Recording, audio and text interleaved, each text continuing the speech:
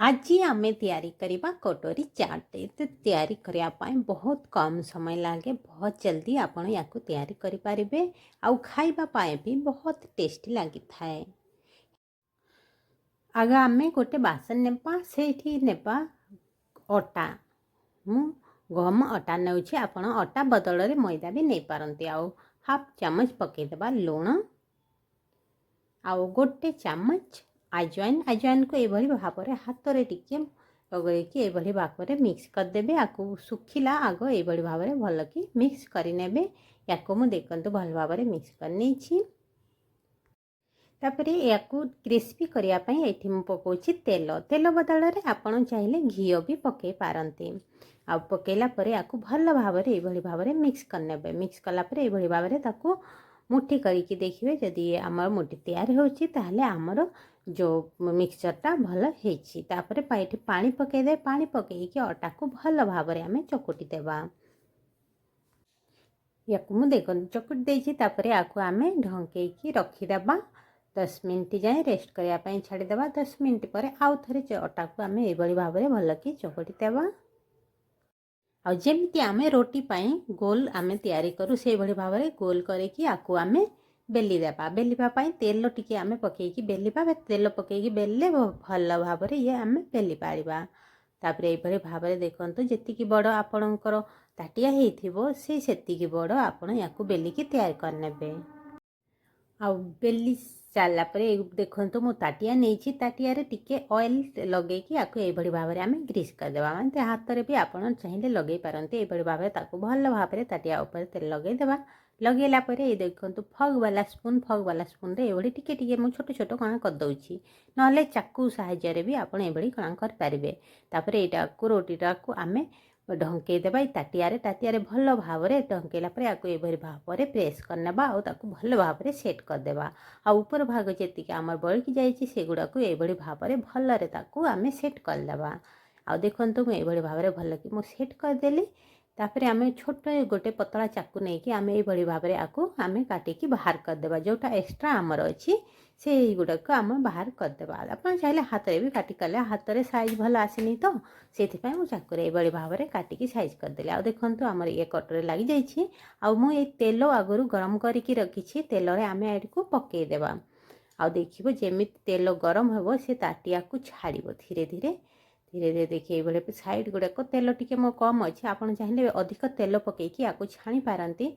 आउ ये भाव में जो साइड ऊपर पर्यंत तेल आमर आसवा दरकार ये जब तेल ऊपर पर्यंत आसो ताहले धीरे धीरे जो ताटियाटा आमर बाहरिकी आसो। आउ देखते आम ये ताटियाटा को मुझे भाव में बाहर कर देछि।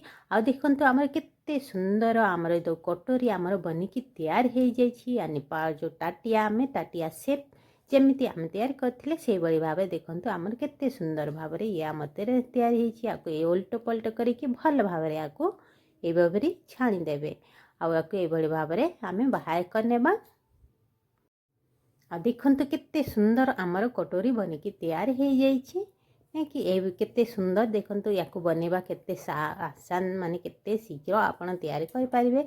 बस से भाव में आम ये रोटी परिकी बेलदेवा बेलला टिके छेद करदेवा टिके कणा करदे से कौन फुलब ना ना फुलिकी आसब तो से ये भाव में से कणा करदे टे से आउ को बाहरी फुलब नहीं। आ देखते ये भी केते सुंदर भाव में ये भी आमर कटोरी बनिकी तैयार हो जाए। भाव में सबुगुड़िक आम फ्राए करने। आ देखु मुझे भाव में कटोरी मु तैयारी कर देखो केते सुंदर भाव में आमर कटोरी बनिकी तैयार होने आमर चाटिया जो टाटिया आमर बनाई तैयार हो। गोटे बासन नहीं से चना कणा जो सिझे देती आलू को भी मुझे सिझे देती सिझेकी ये भाव में काटी देछि। प्याज आउ गोटे मुझे काटी देछि गोटे टमाटर आउ या आम भल भाव में मिसईदेवा। पीसेस जोटा आम छोट बड़ निज हिसाब से ये करदेवा। ये आम ब्लैक सल्ट आम पकईदेवा भल भाव में ब्लैक सल्ट पकईला ब्लैक सल्ट पकईला लाल मिर्च पाउडर गोटे चामच आ गोटे चामच जीरा पाउडर गोटे चामच चाट मसाला पाउडर गोटे चामच गोलमरीच पाउडर या भी आमे भल भाव में मिसई देबा। मसला निज हिसाब रे जो मसला आपनको पसंद से मसला पकई पारंती। आ गोटे चा कप यानी धनिया पत्र पकईकी मिक्स करके जो कटोरी गुड़िक आमे तैयारी करथिलु से कटोरी गुड़िक गोटे प्लेट आमे रखीदेबा। तापर जो मिक्सचर आमे तैयारी करिछु से मिक्सचर गुड़ा को कटोरी भितर आमे भरी नेबा।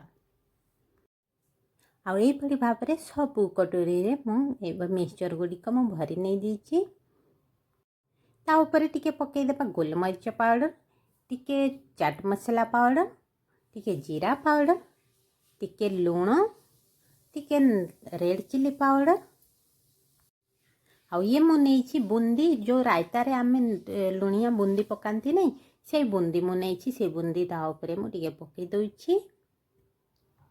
ता ऊपर आमे पकई देबा दही आपण चाहिले टिके चीनी पकईकी दही को गोळेकी भी आपण पकई पारंती। नहले सेमिति खाली दही भी आपण गोळेकी एबडी भाबरे ताकू पकई पारंती। दही एठी मु टिके पकोची कया खट्टा यानी इमली खट्टा टिके आ ऊपर मु पकोची टिके खट्टा मीठा लागिबो तो सेति पई मु दही भी पकई दउची आ टिके इमली खट्टा पकई दउची। आ मु नउची चटनी धनिया पुदीना चटनी मु तैयार कर देइथिली से चटनी आ ऊपर मु पकई दउची। टिके खट्टा लागिबो टिके मीठा लागिबो टिके लुणिया लागिबो खाइबा पाए बहुत टेस्टी लागिबो।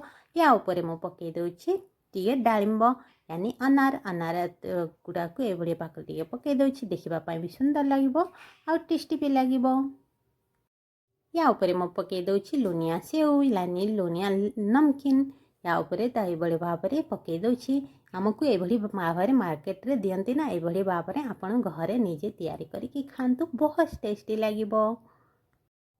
आशा करुछि वीडियोटी आपण मानकु बहुत हेल्पफुल हेथिबो। चैनल को लाइक शेयर सब्सक्राइब करदेबा। सब्सक्राइब करदेले मो नोटिफिकेशन समस्त पाखर आपण पाखरे फास्ट पहुँची जिवो। वीडियोटी देखिबा पाए बहुत बहुत धन्यवाद। Thank you so much.